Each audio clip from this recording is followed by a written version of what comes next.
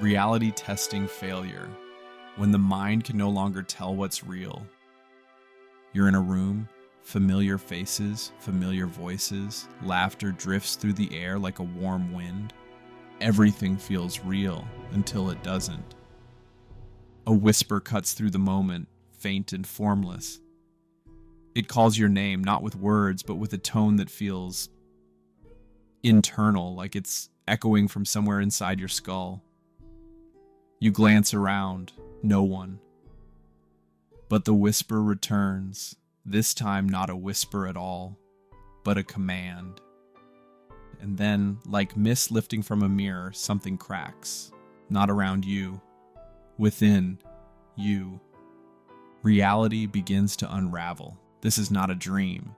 This is what it feels like when reality testing fails. For most of us, the mind comes equipped with a quiet, invisible compass, an unspoken ability to gauge what's real. We hear a knock, we verify it.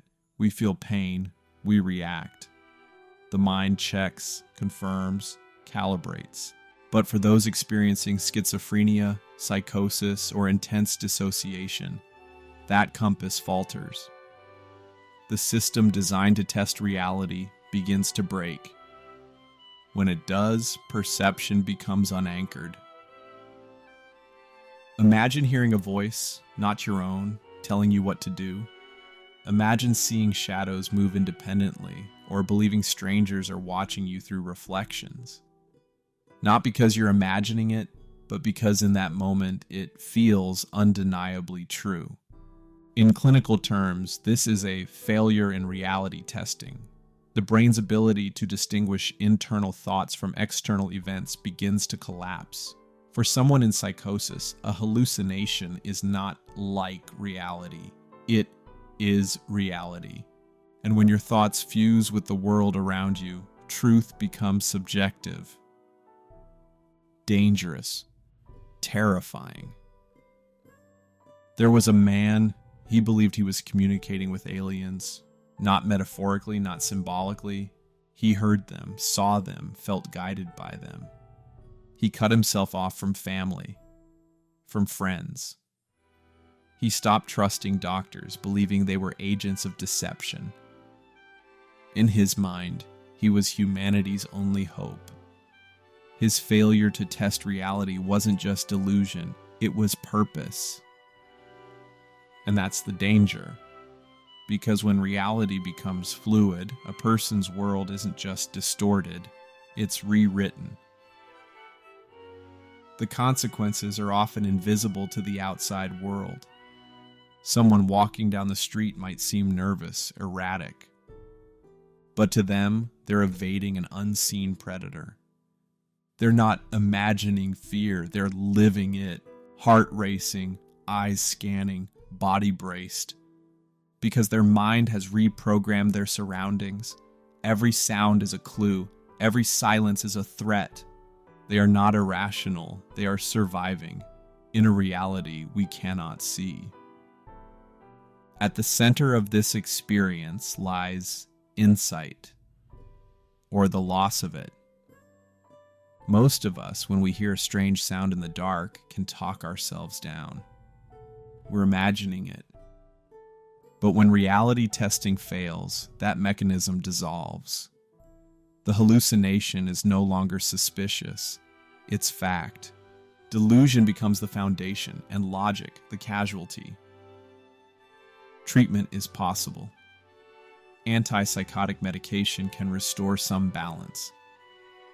Therapy, especially cognitive behavioral approaches, can gently help someone question their beliefs without dismissing them. But the real battle is internal.